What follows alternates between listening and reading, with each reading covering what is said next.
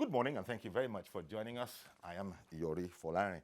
And, my guest this morning is a special guest, Reverend Olu Martins. And good morning, Reverend. Good morning, nice to be here. Indeed. Reverend Olu Martins is from Hill City Christian Center. That's his church, but he's also, his NGO is Canvassers for Democracy and Rule of Law. Which is cool, because that's all about fairness, right? Fairness Absolutely. and all of that. But we just thought that since the Reverend was in town, we'd kick around with some of those subject matters that are, especially in his, how would I put it now? What did they say? In his constituency. Your constituency, of course, with you being a Reverend, it's the church and all of that.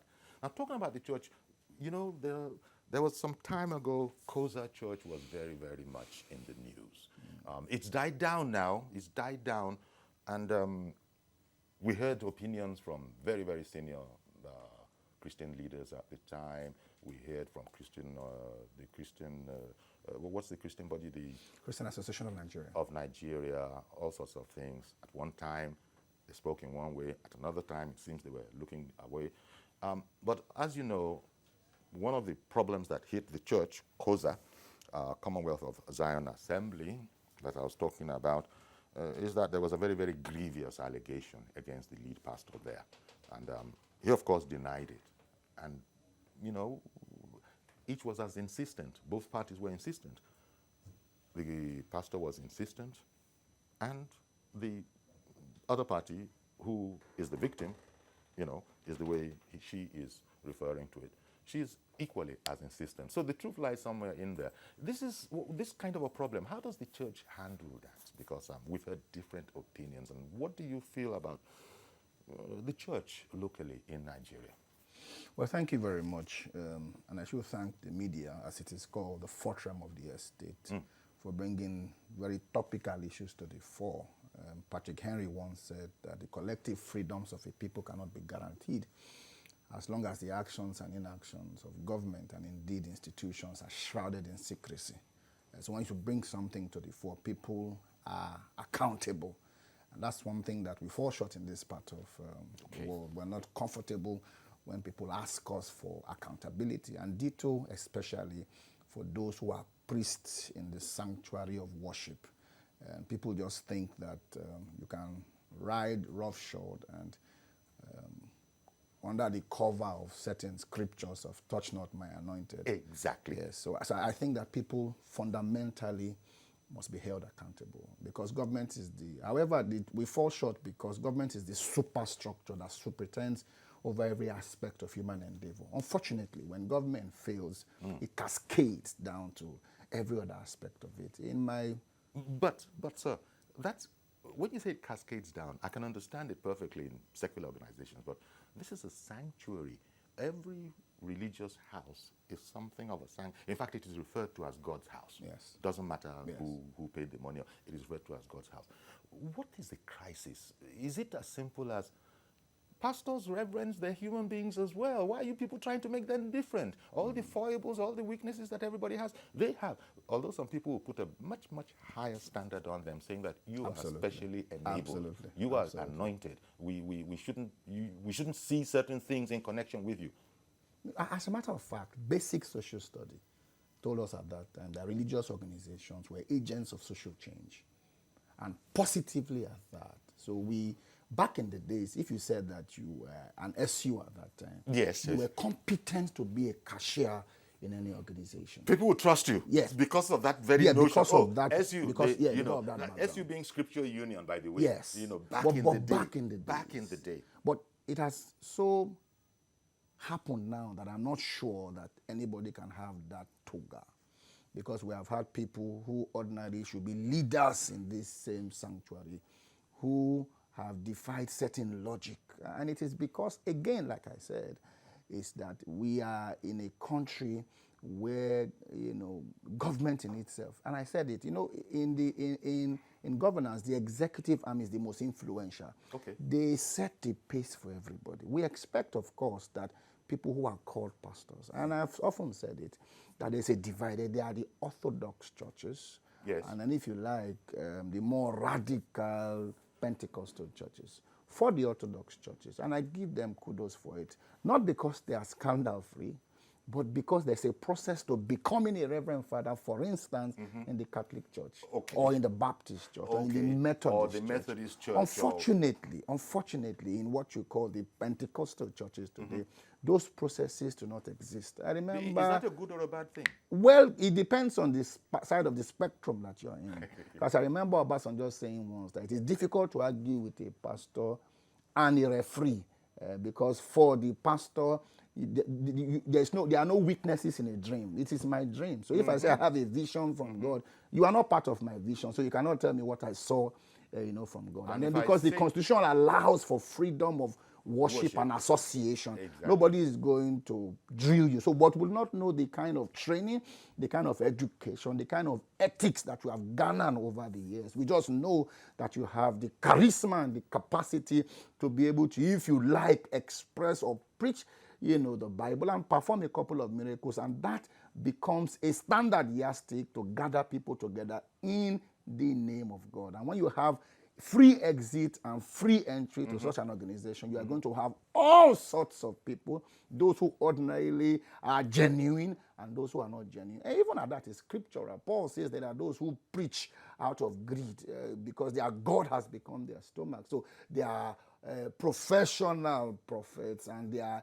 essential thing is to profit from the system. You can't stop them because, like I said, the system guarantees for freedom of association and freedom of worship. So, like they say, in every 12, Yes. you probably would have a Jew, and that is to the chagrin of the Christian, community. For some reason, the things that we stood for some 20, 30 years ago is fast ebbing away, and people are beginning to see a lot of pastors. Because a few, bad eggs, are beginning to see a lot of pastors, unfortunately, as fraudsters. This is not to cast an aspersion or to cast a judgment on, some things that are happening, within the Christian body. But this is just to sound the alarm, like we need to say that all, is not well, because the society ought to be behaving like the church. But it's looking like the church is beginning to behave like the society. And one of the challenges of our concept, because I believe we're a very religious people, maybe there's a difference between being religious and being spiritual, but I believe we're a religious people. And as you know, all it takes is look, if a person tells you that God called me, that's the end of the matter. You can't say God didn't call somebody, because only God knows what's going on, that kind of a thing. So if a person says God calls me, that's it. Now, when you spoke about government being the sort of a template and things cascading down, I wanted to submit to you that, yeah, whereas I can understand that up to an extent, there still is the fact that government doesn't interfere. That is to say, they say that they realize whatever, if this religious body, we don't tax you, we don't do that, you're left to your own devices, because this is not a governmental thing. This is a thing of faith. Now, how we the people take our men of God, we're so trusting, ever so trusting, and that's a right thing until that trust is abused. Because there's this whole matter of trust between teacher and student, anybody in a position of authority. It's our culture. But ditto for traditional rulers. As you know, every pastor is a daddy. Every pastor is a daddy, and it's just the way we are. Now, maybe nothing would have been wrong if people had, if both sides had kept up their side of the bargain, but increasingly, perhaps, as you said, in fact, there are those that go as far as saying that, generally speaking, all these men of God, the one that is not really touched, quite frankly, you need to be what is that thing about being as wise as a serpent and as gentle as a dove? And as gentle as a dove. I guess the wise as a serpent part, we tend to not bother too much about it, because we trust our men and women of God. Is there a danger in all of this? Well, yes. In some sense, Patrick Henry said, suspect anybody that approaches public office. Who is Patrick Henry? Patrick Henry is an English philosopher. Okay. Back in the days. Okay. And he said, suspect everybody that approaches the public till. Because the moment you do not suspect anybody that approaches the public play, you have lost your right to freedom and to question the activities of that person. So once somebody is in leadership position, one of the fundamentals is that he must be accountable. But when we come to the church, people forget that there are two dimensions to it. There's first of all the personality of God, then there are the principles of God. China as a nation officially does not recognize God. That's the person of God. But if you look at the modus operandi of China, China probably respects God more than Nigerians because they follow the principles of God. So for us, I mean, sometimes I was traveling. Although we're still a secular state, Nigeria is a secular state. Yes, Nigeria is a, Yes, Nigeria is a secular state. yes. But if you look at I spoke the about volume, very, very religious. yes, we're very religious. If you look at the volume of religious activities that take place, and you juxtapose that with the level of decay that also takes place, morally or financially or otherwise, you see that there seems to be, an imbalance. It seems that where grace abounds, sin also needs to, abound much more. And that's because people don't understand that they are the principles of God. And the principles of God must run pari passu the person of God. Because the principles of God are such that God expects that there are minimum benchmarks. Once you say that you are a man of God, God expects that there are things that it should not even be, mentioned, around. And I'll give you an instance. Sure. For instance, is that if I want to drink, if somebody, for instance, drinks water from a beer bottle, nobody's going to ask him whether he's drinking water. Okay. All they see is that the bottle is going into his mouth. So he has put himself in a tight corner where his moral ethos and values can be questioned. Even if he is doing the right thing, which is water, but it's coming out of a beer bottle, you say this is It's something... called the appearance of evil, sir. It's not evil, but it's the appearance of evil. You put yourself in a corner where people can question the activities, that you... And I always like to... Do we do that a lot in this environment? Well, of course, people put themselves, in tight corners where, they can be questioned. For instance, is that why should a pastor decide to counsel a young lady, whether married or not, alone in his office? He puts himself in a tight corner, right? Although a lot of pastors do it correctly, which I imagine is... What is the correct form if you are pastor and in that kind of a situation to avoid temptation? You have your wife beside you. Okay, either your wife or... Okay. Or you have an office that is transparent.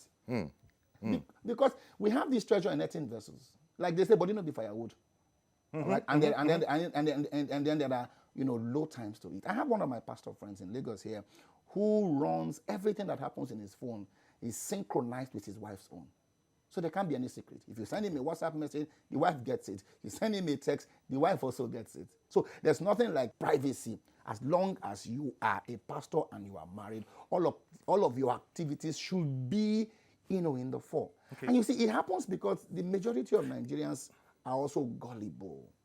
Nigerians don't. In fact, I'm not sure. Nigerians don't ask questions. I think the medical profession also has something similar.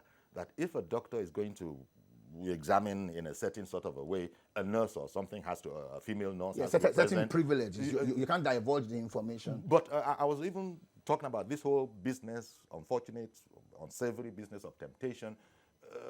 I was wondering if nurses have to be in attendance when a doctor is going to do some sort of examination because of this whole problem. But I don't want to dwell too much on the fact. But you were talking about the danger and putting yourself in a bad position, and perhaps, I don't know, too many people are doing it either out of ignorance or doing it willingly. I think it's more of a lack of capacity. People don't go through trainings. Before you especially in the Pentecostal sector, because you were contrasting this with Anglicans, before you become Methodists, a bishop, for instance, in the Catholic Church, it can be taken that you already have a PhD. You have gone to minor seminary, you have gone to major seminary, so you have been trained. That's why, for instance, you will hardly ever see a reverend father who eats in public. Okay. I mean, I have never seen it. They would rather go somewhere, and have, it's part of the whole ethos. It's part of the way they were bringing up. And you would hardly see them also running around in, long convoys with all, kinds of, bodyguards. Because it's better to have the power of an elephant and to use it as an ant, than to have the power of an ant and to use it as an elephant. Which we do. Modesty is one of the conditions sine qua non for a man of God. Moderation, all right? Because the best of man is a man at his best, all right? So this impression that we create, that because we're a pastor, I am therefore superior, to the people that are beneath me, is erroneous.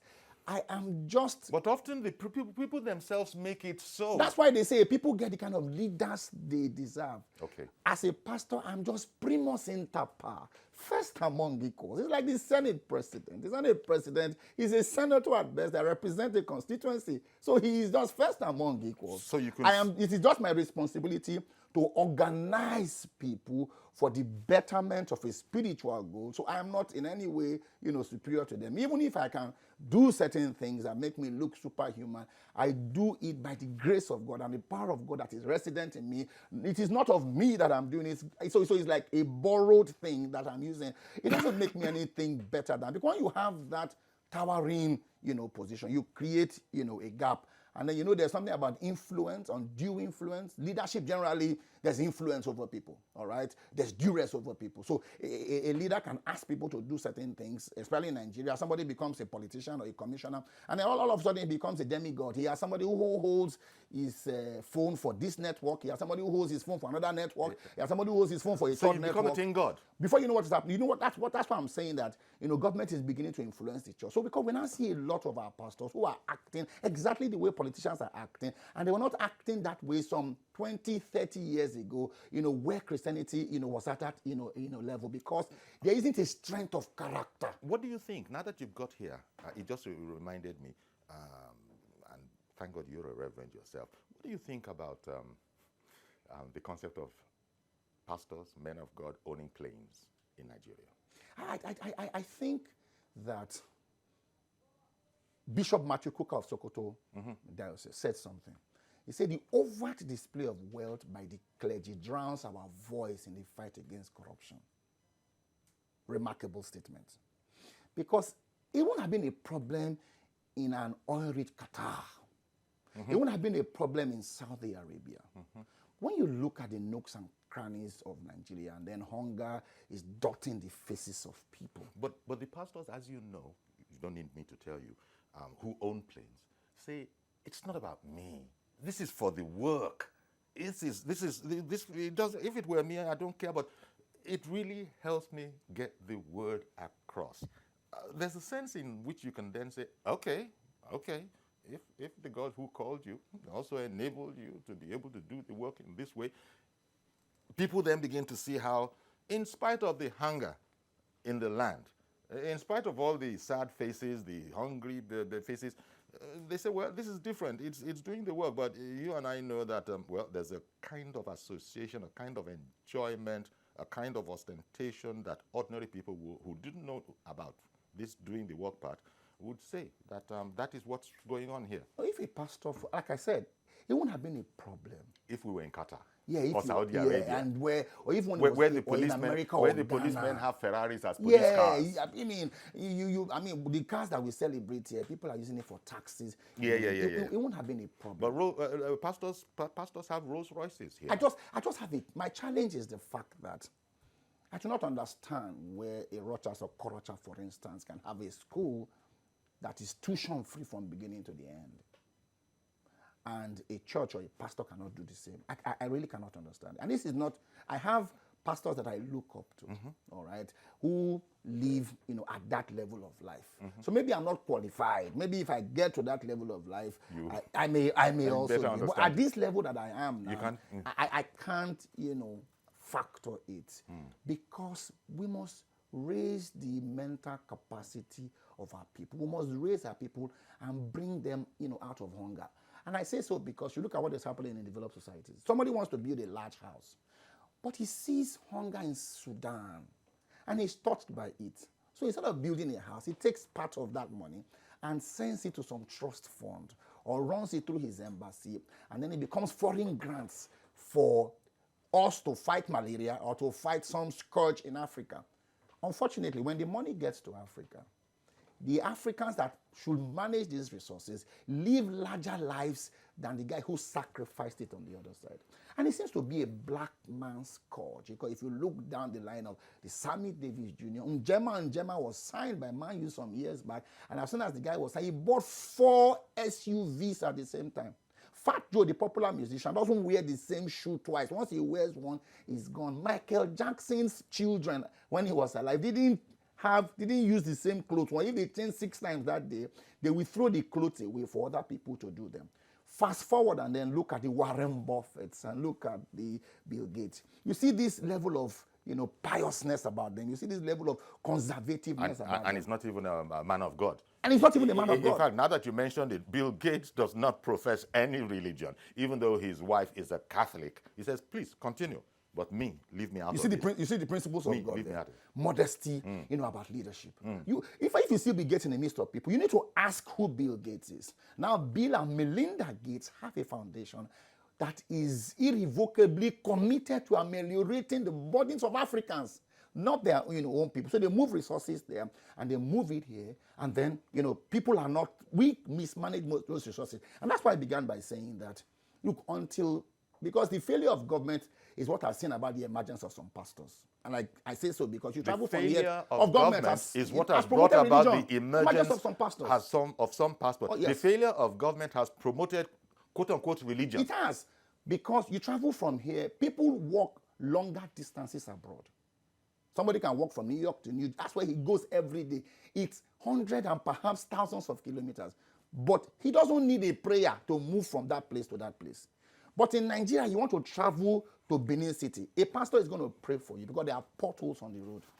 And then those potholes supposedly have blood-sucking demons. Unfortunately, there are no blood-sucking demons there, because the moment you do something about the road, the demons become wise enough to move to the next bad spot. So it presupposes that what we have are not blood-sucking demons, but corrupt leadership that aggregate common patrimony for personal use. And that's beginning to pervade every nook and cranny of society.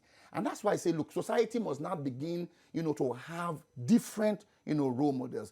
Governors across board who are doing things differently. Because once you begin to do things differently at that level, it is very likely that if a governor is conservative, his deputy will be conservative. The commissioners will be conservative. And these are the people that we see. We don't see the pastors every day. If these people take such responsibilities, the likelihood is that every other person down the line is going to take such responsibility. Wait, now that you got there, Reverend, President Buhari, he's known to be conservative. And you just said, if a governor is conservative, his deputy is likely to be conservative. Hopefully, you didn't say so, but I imagine you now mean that. His cabinet will also be conservative. Now, everybody knows that President Buhari is conservative. Would you say what you've just said follows down from everybody else that is working with Buhari as the CNC?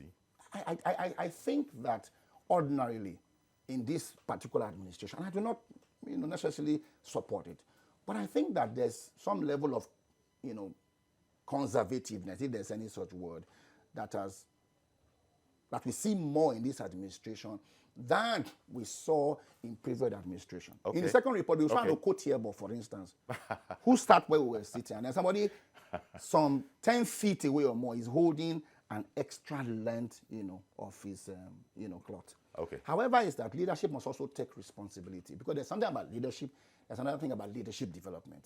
So if President Buhari, for instance, is conservative, he must also require same of the people, that are beneath him. He must put pressure on them to live the way that, he is living. Look at what our man, for instance, is doing in, Oyo State. Fantastic demonstration, of public accountability. Look at what is happening in Zamfara State.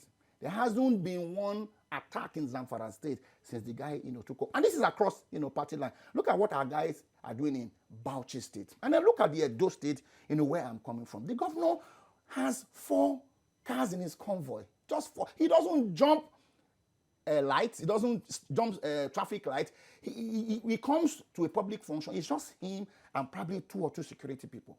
He's demystified leaders. You go to government house in Edo State, you see people who are serious about it. Unlike where people used to come and smoke in their hand in different government houses. So we must now begin to have new role models. Okay.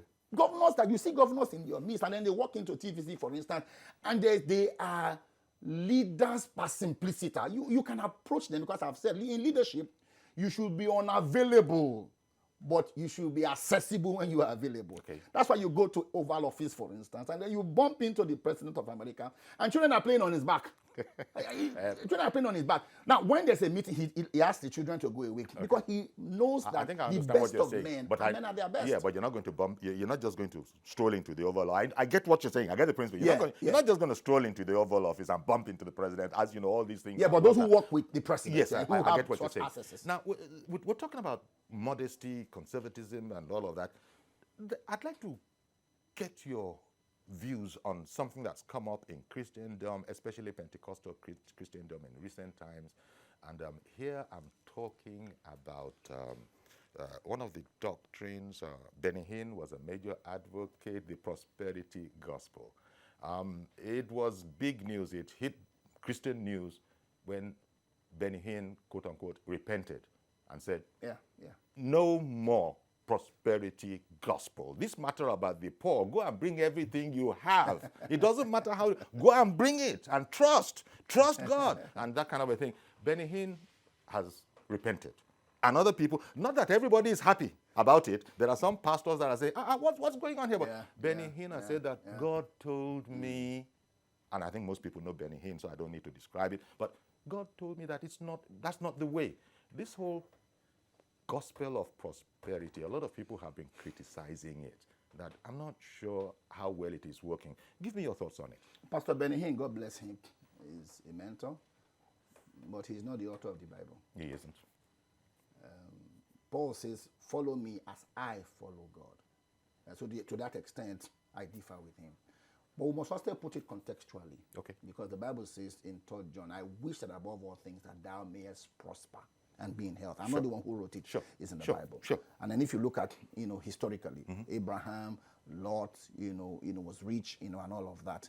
I think that where Benny Hinn was going contextually is when you seem to prey on your people, when you seem to use all kinds of gimmicks to extort money from your people. A pastor, for instance, was saying that come outside. But we can't be using the word extortion in relation to a pastor, a man of God. Yet, I understand when you use it. That's what's happening. Yeah, that's what it is. That's what's happening. Somebody, for instance, comes and says, I'm going to spray you the perfume of favor. So you've got to bring XYZ amount, of dollars. And then because people are, gullible. Unfortunately, if you look at churches that have branches outside the shores of Nigeria, you'll find that there's a discrepancy in what they teach in Nigeria and what they teach outside the shores, of this country. Is that so? Oh, there are discrepancies, even in terms of dress code. People who ask people to adhere strictly to certain kinds of, dress code, they don't do so when in their churches that are outside the shores, of this country, because those are places where people can time the pastor. And so you said this service is 2 hours. So after 2 hours, you might, as Mel be the only person. We will share we will share the grace and leave you there. All right. Since you want to live in the house of the Lord, because they have schedules that they, if service doesn't close by 2, you know this for a fact. You've visited some of these churches before. You know what you're saying about some external Nigerian churches. Oh yeah. For a fact. Oh yeah. You know what? We're going to if you watch foreign gospel stations, you will see some of the things that I'm talking about. Because people require for accountability, and then there are benchmarks of leadership that you must meet in Nigeria. Everything goes here. You can't do that locally. Everything goes here. Let me go on a break. We'll come back and we'll talk more about this prosperity gospel and whether it is still in favor or whether it's on the way out. Stay with us, please. We'll be right back and we'll continue our conversation with Reverend Olu Martins of the High City Christian Center. And of course, we'll take your calls as well.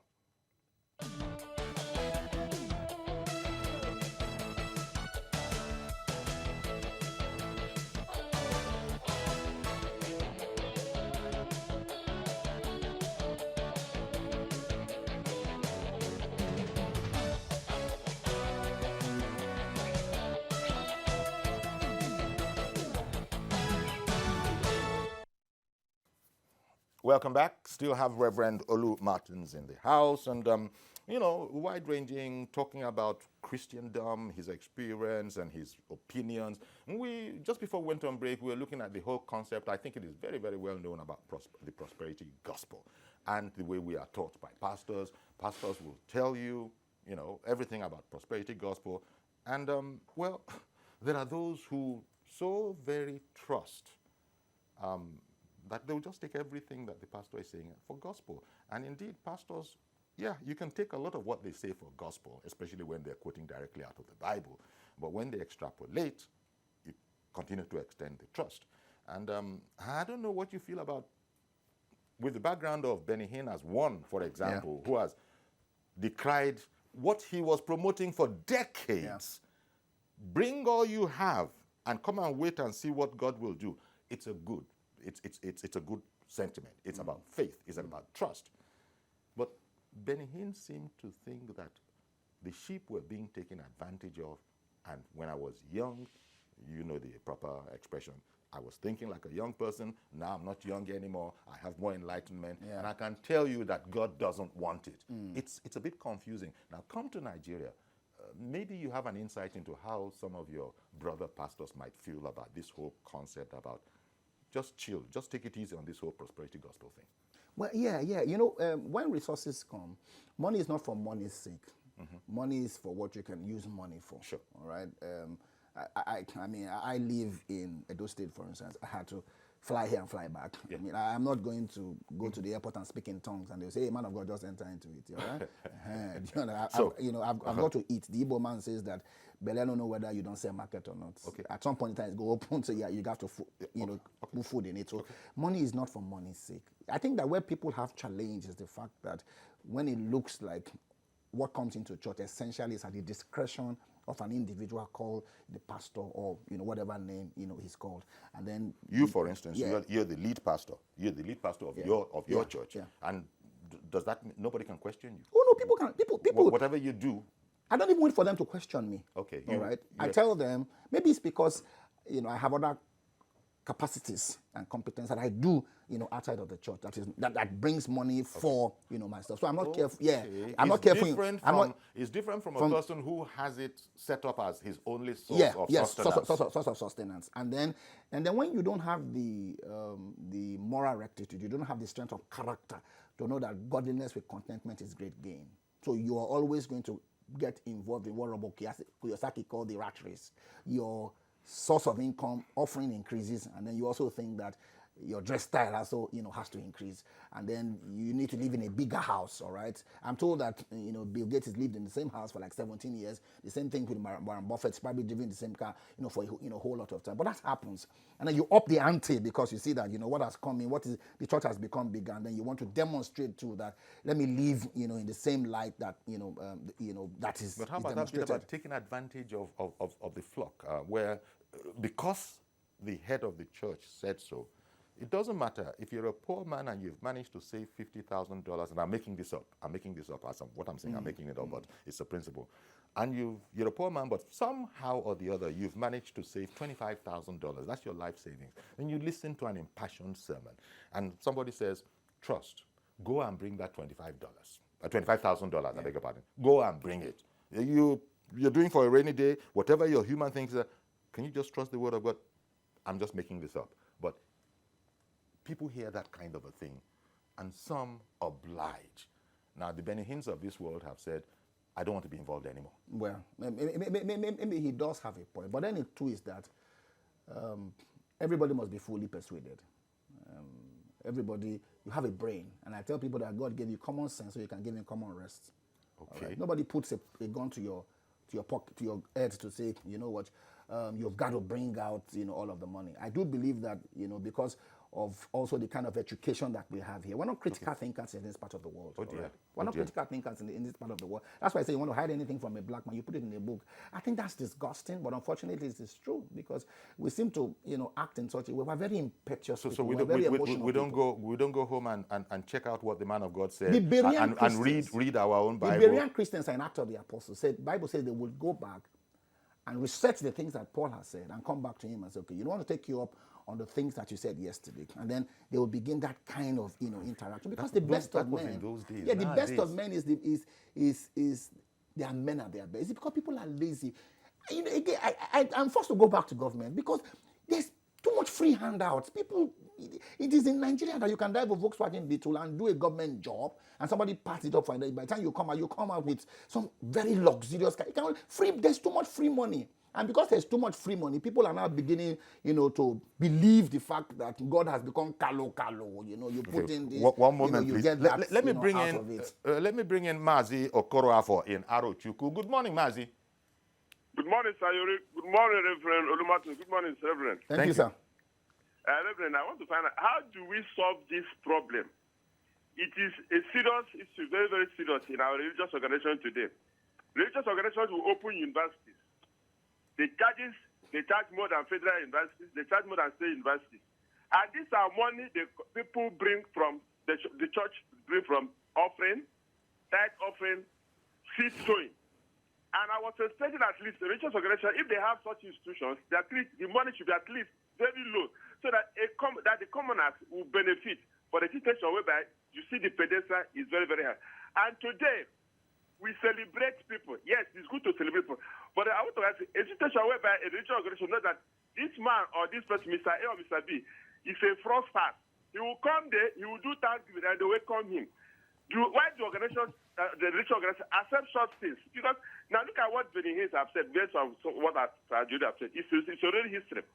Benny Hinn says that he preaches more than all those people that have been preaching the religious books. Benny Hinn today, it has dropped the issue of prosperity now. Because I dropped Benny Hinn, even up to today, all this material, if I have access to any of the old one, I enjoy it. Because when you sit down and listen to Benny Hinn's preaching or music, you derive this into your brain, which will extend to the next world.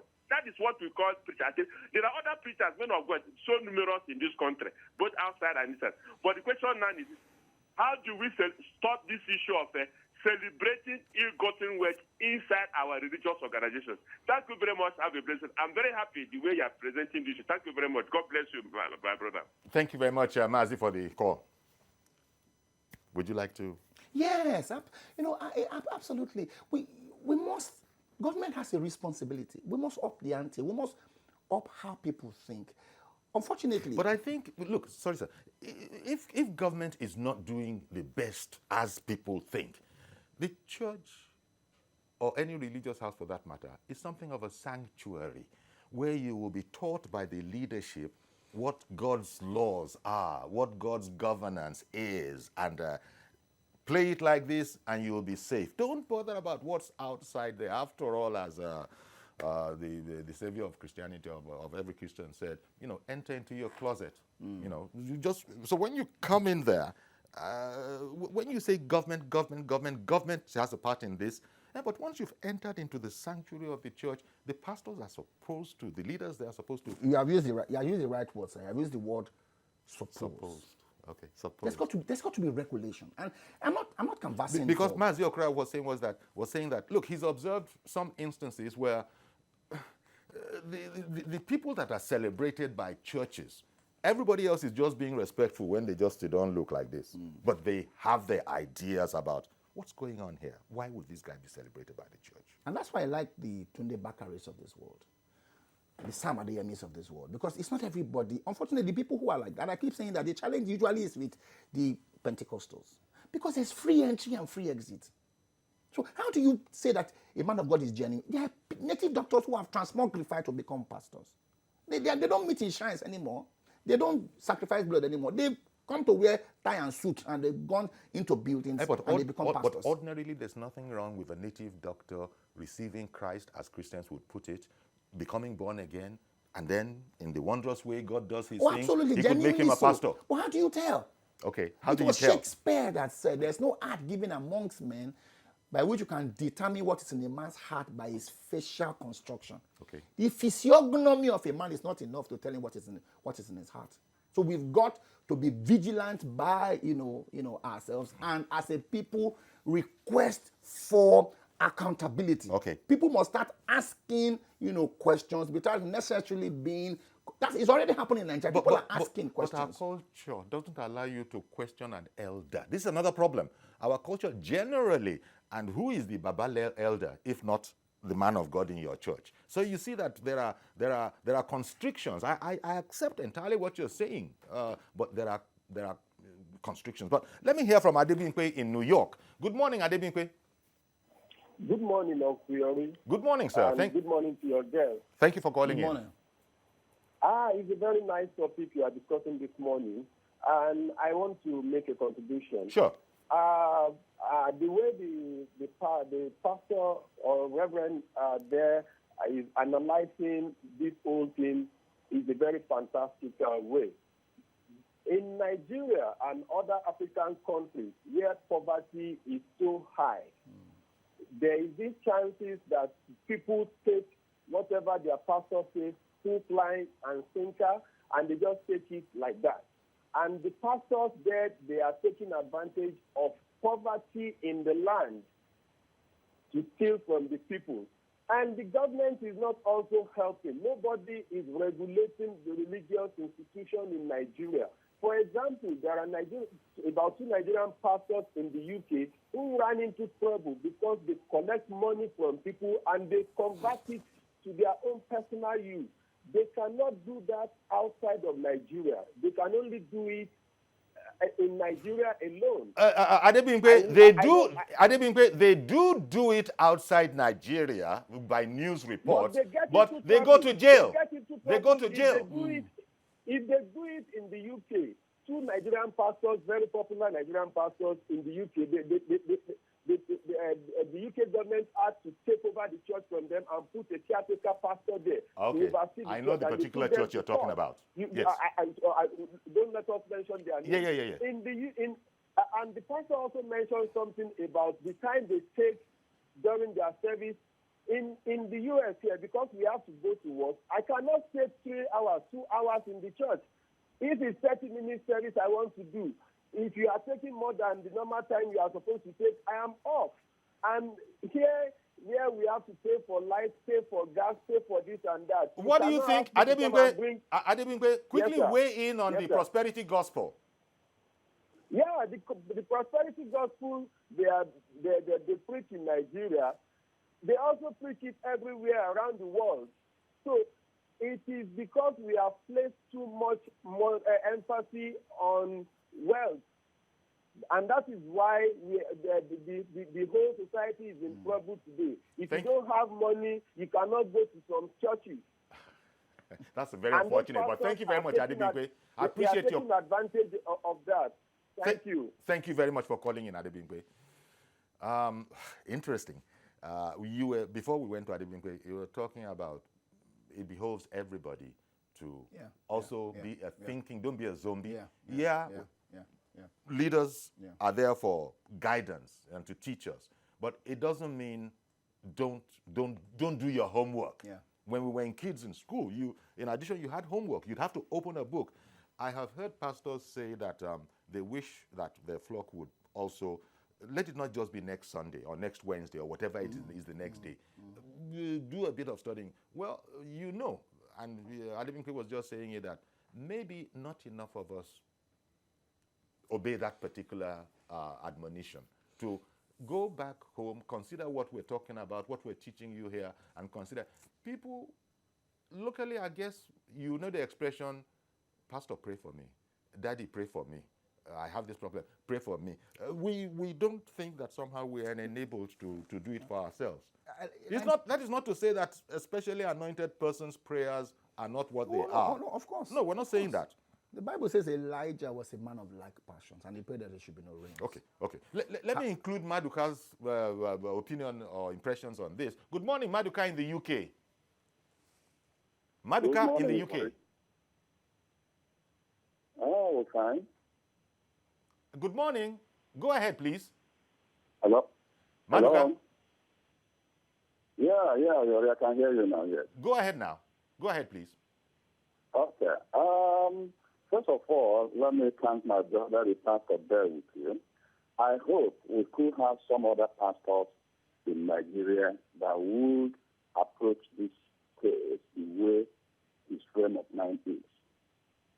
I think the major problem we have in our country is greed. I'm sorry to say this. Everybody in Nigeria is a kind of tending towards greed. Otherwise, these pastors wouldn't have been making the kind of success they are making. He just aptly gave you examples of the old generation churches. People are living in their drones simply because they are not being promised millions as miracles. Nothing more. It is not because they cannot find salvation in those old traditional churches we used to know. Everybody is looking out for a breakthrough. Miraculously, not by hard work. This is the irony. Because if it is by dint of hard work, you will be looking for a place where you can find work to do to make it. Not a place where you will wake up from sleep, one bedroom in your apartment is filled up with dollars. Both the pastor and the followers are guilty of the same offense. And simple, everybody is greedy. If we can go back, people talk of poverty. Okay, thank you very much, Maduka. For some reason, we lost that call, but I get what you are saying, and you've sort of zeroed in on greed. People are just looking for a fast way to make it quick and make it big. And we hear about the God of suddenlies.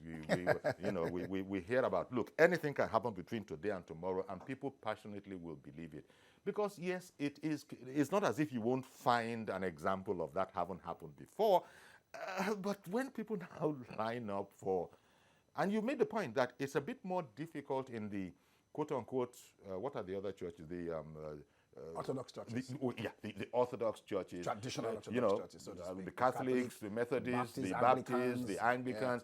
They have a structure. They have a structure, no pastor is going to tell them in those organizations, go and bring everything you have and just wait for God to perform the miracle. So you're going to get that perhaps freedom of expression, freedom of spiritual understanding and expression. You're going to find it more in the Pentecostal side. Yet the Pentecostal side has its uses. It has its dignity. It has its truth. It has its honor. But there are those who it's just loud. It's just loud. And you see, we have Victor in London has come in again. So we're just getting all these people from abroad. Thank you very much. We're happy to have it. Good morning, Victor in the UK. Oh, yeah, hi, good morning.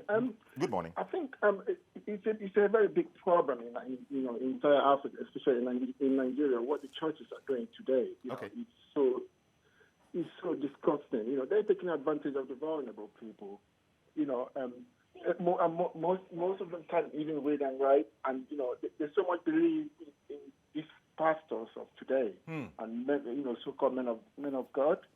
So I think the government should step in, and do something, because it's really disgusting, from all we've been watching online and everywhere. Okay.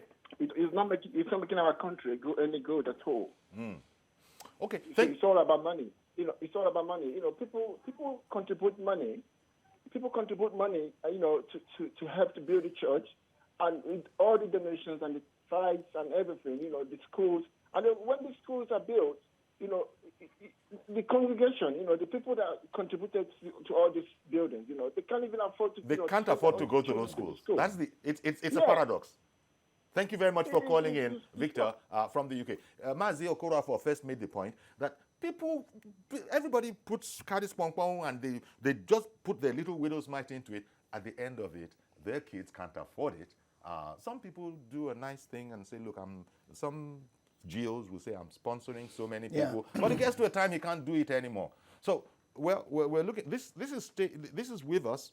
The whole prosperity gospel thing, it's there. I don't know if it's going out of fashion. It's okay for Benny Hinn to say what he said over there. I don't know if anybody is going to be looking his way in Nigeria here. But I don't know. You, as an individual, you think people should be careful with that prosperity gospel thing? Gospel costs money, but it's not money for... I've heard that one before Yeah, in it Yoruba. does cost money. Owó ni kẹ̀kẹ́ yìí rere. I don't know. Yeah, What's the English of that?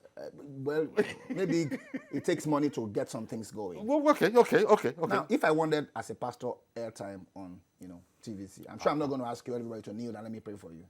We're going to say, look, man of They God, will hand you an invoice. We run on this. We know that overhead. They will give you an invoice. And then if I wanted daily for 30 minutes, I'm sure you know that's not. But it's not for me. The point people are trying to make is the fact that let's not get all we can all we get, sit on the can, padlock it and throw the keys away, and use it for the benefit of our own people. And then, two, we must redefine who a rich man is, because it's affecting the pastors. Okay. People think that a rich man is the one that has a big black hat. That's not who a rich man is. A rich man is the one that's impacting lives the more. He may stay in one small corner, but it's impacting lives. Thirdly, we must deal with free money. I had the opportunity once, let me speak to sit with my governor in the state, and he says, look, you need to go and talk to XYZ politician. The guy doesn't like it. He says, okay, why should I sit with him? What does he have to offer? You know how they do it now. You have to share money. And I guess, so what is his competency? Why should I share the people's money for him as an individual? I can use that money to do, if he has a hotel, we can say, okay, government, use his hotel. We'll pay him for it. If he has a transport company, government, use, but I can't take free money and give it, so it is unaccountable money. And that's why people are now beginning to look at the issues, of security votes, for the governors. But that's, a question for a different day. The point is that our society is lopsided.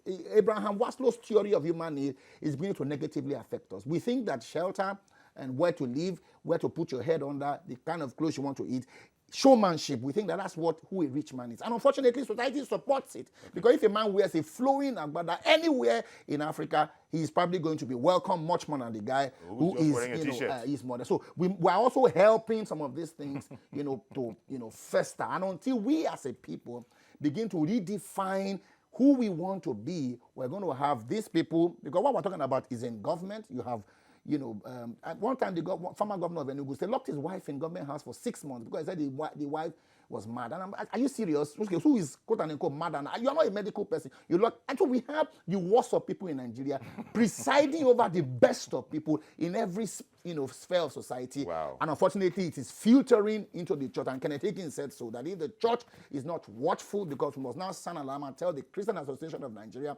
tell CAN, and all those, bodies that bring pastors together, we've got to start with ourselves. We must purge ourselves, so that judgment doesn't, come from. And people are getting agitated because they're not seeing the kind of decorum, the kind of, modus operandi, come vivendi with, the pastors, especially within the African setting. And that's very, heart-breaking. But it's not all bad news, because the pastors, churches also give hope. All right, people are committing suicide, but you go through. If it wasn't the hope that God will do it for you, because hope maketh not a man to be ashamed. Once you have that hope, but that hope that someday, that hope mustn't be abused and manipulated. Yeah, it must not be abused and manipulated. Yeah, it must not be. Someday, even me, when I'm TVC, I'm sure that people are paid salary here. They hope that at the end of the month, something will enter pocket, keeps people, going here. Reverend Olu Martins, let me thank you very much for coming by when we heard that you were around and we invited you. Now, it will be an interest. We thought, and it's turned out to be so. It'll be an interesting thing to have a chat with Reverend Olu Martins on what's going on in terms of leadership within his constituency, which happens to be the church. Thank you very much for coming. I appreciate it. It's really our pleasure. So there you are.